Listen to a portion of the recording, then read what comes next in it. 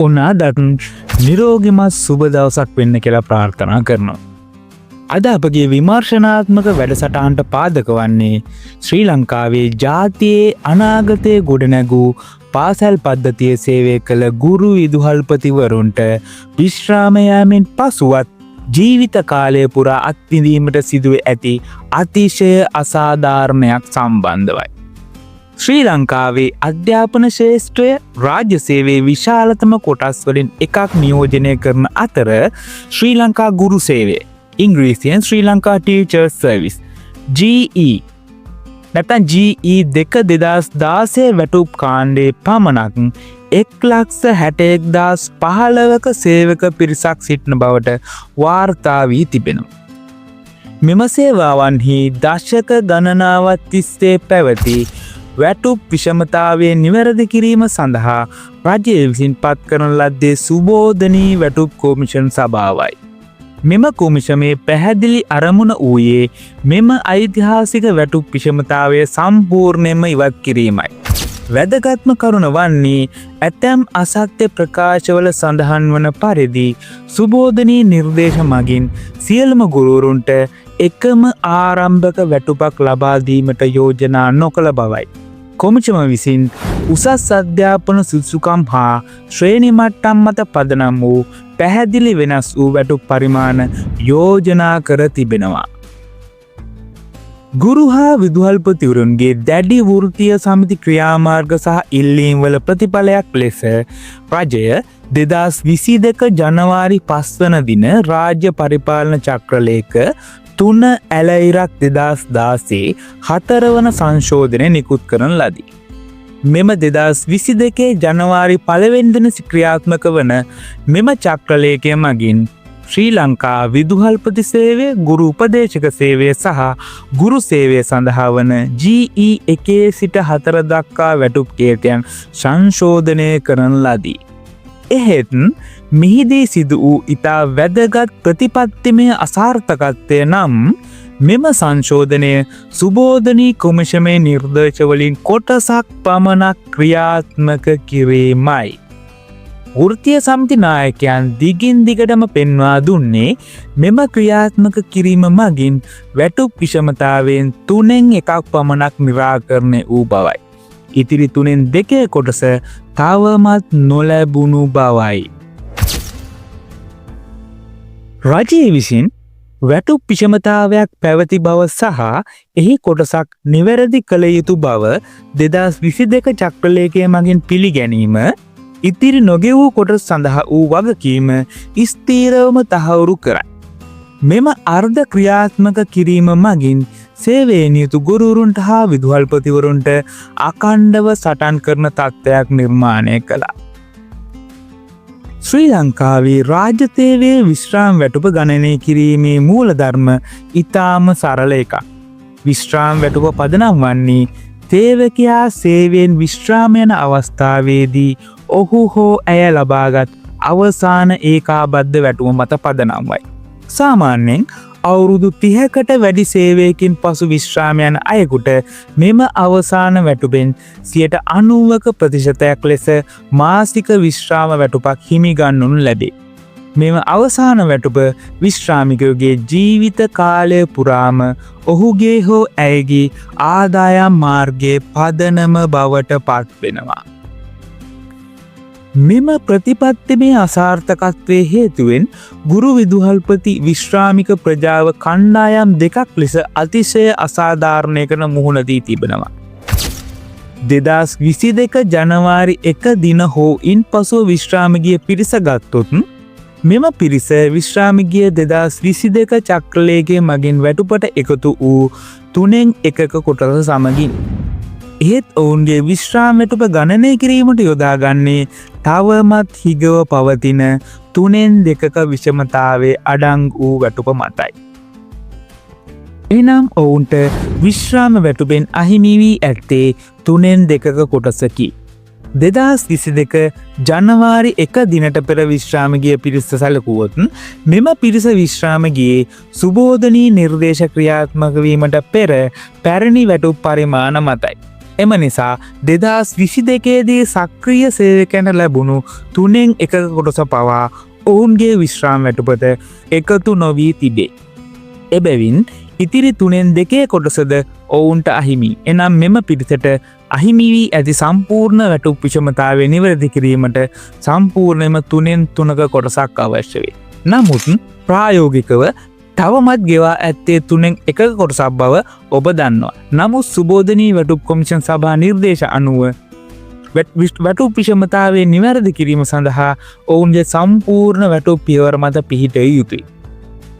විශ්‍රාමිකයාට සාධාරණත්වය ඉටු කිරීමට නම් රජය විසින් මෙම වැටුප් විෂමතාවය පැවති බව පිළිගෙන අතීතයට බලපැවැත්වෙන පරිදි නව ප්‍රතිපත්තිමය තීරණයක් මගින් විශ්‍රාම වැටුප් පදනම නිවැරදි කළ යුතුය.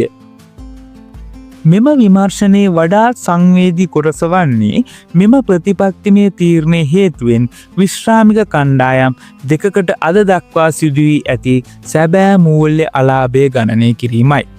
අපගේ ගණනය කිරීම සඳහා පදනම වූයේ ගුරු විදුහල්පති වෘත්තීය සමිති නිරන්තරයෙන් ඉල්ලා සිටින 3/2 හිගයයි. අප එම 3/2 හිගය පාදක කරගෙන 3/1 හිගයද ගණනය කරමින් සම්පූර්ණ 3/3 හිගය තීරණය කළෙමු. ආරම්භයක් බවට පත් වූ කාලරාමුව ගණනය කරනු ලබන්නේ 2022 ජනවාරි 1 වෙනි දින සිට වර්තමානය දක්වා වූ මාස 36ක කාල පරිච්ඡේදය සඳහායි. විශ්‍රාමිකයන්ගේ විශ්‍රාම වැටුප ගණනය කිරීමට යොදාගත් වැටුප සහ ඔවුන්ට ලැබිය යුතු සම්පූර්ණ සුබෝධනී වැටුප අතර පරතරය මත පදනම්ව මාසිකව විශ්‍රාම වැටුපෙන් කපා හැරී ඇති මුදලෙන් 90%ක් මත පිහිටා පහත වගෝ මගින් තොරතුරු දක්වා තිබෙනවා.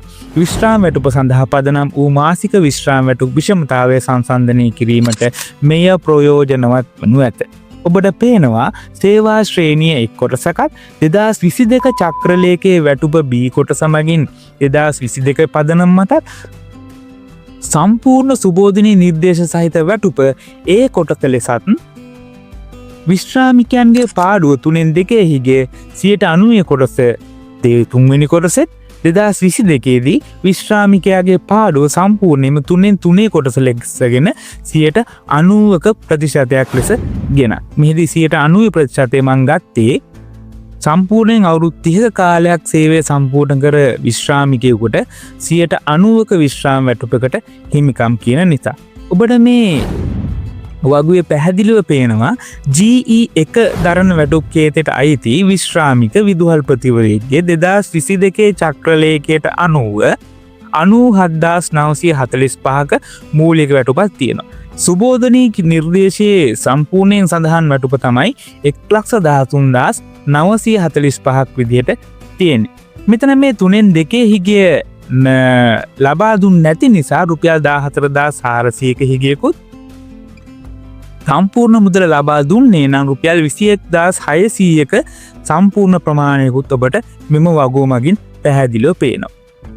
ඊළඟට විශ්‍රාමික ගුරුවරයෙක්ගේ ඉහළම වැටුප් පියවර මෙතනදී GE3 කියන වැටුප් කේතයටද රුපියල් 84,745ක්ද සුබෝධනී නිර්දේශ සම්පූර්ණයෙන්ම ක්‍රියාත්මක වුණේ නම් රුපියල් 98,745ක්ද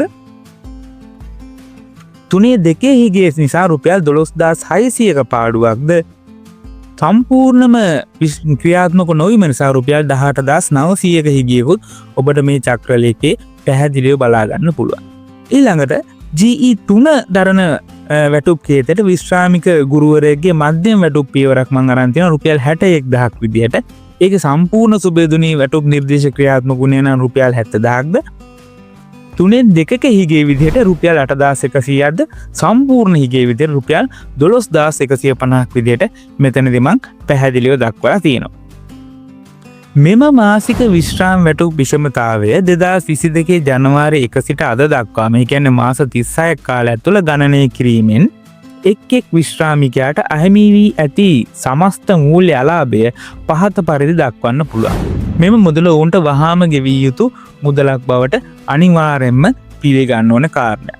ගුරු විදුහල්පති විශ්‍රාමිකයන්ට අද දක්වා සිදු වූ සමස්ත මූල්‍ය අලාභය මාස 36ක් සඳහා මේ විදිහට ගණනය කරලා තියෙනවා. දැන් උදාහරණයක් විදිහට මේකේ ඉස්තලාම් දක්වලා තියෙන ශ්‍රේණිය ඊළඟට විශ්‍රාමික කණ්ඩායම කුමක්ද කියලා, ඒ වගේම මාසික විශ්‍රාම වැටුප් විෂමතාවයේ ප්‍රමාණය අද දක්වා තියෙන සම්පූර්ණ මූල්‍ය ලාභයත් මෙම අවසාන තීරයෙන් ඔබට බලා ගන්න පුළුවන්. ඉතින් මේ තීරුවේදී G1 දරන විශ්‍රාම වැටුප් කේතයට අදාළ විශ්‍රාමික විදුහල්පතිවරයෙක් 2022කින් පසු විශ්‍රාම ගියේ නම් ඔහුට මාසික විශ්‍රාම වැටුප් විෂමතාවය විදිහට 14400කුත් අද දක්වා ගත්තා මූල්‍යමය ලාභය රුපියල් 518400කුත් නිරූපණය වෙනවා. ඒ වගේම G1 විශ්‍රාමික විදුහල්පතිය 2022ට පෙර විශ්‍රාම ගියපු විදුහල්පතියෙක්ට රුපියල් 21600කුත් සමස්ත ලාභය රුපියල් 777600කුත් විදිහට මේකේ පැහැදිලිව දැක් ගන්න පුළුවන්. ඒ වගේම GE3 විශ්‍රාමික ගුරුවරයෙක්ගේ ඉහළ වැටුප් පියවර ගත්තොත් 2022ට පසු විශ්‍රාම ගිය විශ්‍රාමිකයෙක්ගේ මාසික විශ්‍රාම වැටුප් විෂමතාවය 12600ක්ද සම්පූර්ණ ලාභය 453600ක් විදිහට මේකේ පැහැදිලිව දක්වලා තියෙනවා. ඒ වගේම GE3 දරන වැටුප්කයට ගුරුවරයෙක්ගේ ඉහළ වැටුප් පියවර 2022ට පෙර විශ්‍රාම ගියේ නම් රුපියල් 14900ක්ද සම්පූර්ණ මූල්‍ය ලාභය අද දක්වා 6,80,400ක් විදිහට මේක දක්වලා තියෙනවා.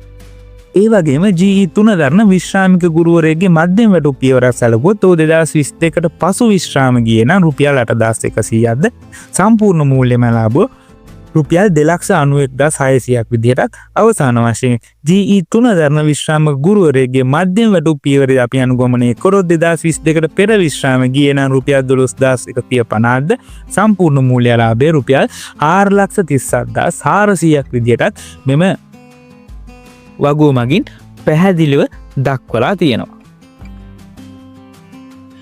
මෙම දත්යන්ගෙන් පැහැදිලි වන්නේ 2022 චක්‍රලේඛයට පෙර විශ්‍රාම ගිය ඉහළම ශ්‍රේණියේ විදුහල්පතිවරයෙකු හට 7,76,600ක දැවැන්ත මුදලක් අහිමි තිබෙන බව පැහැදිලිව බලා ගන්න පුළුවන්.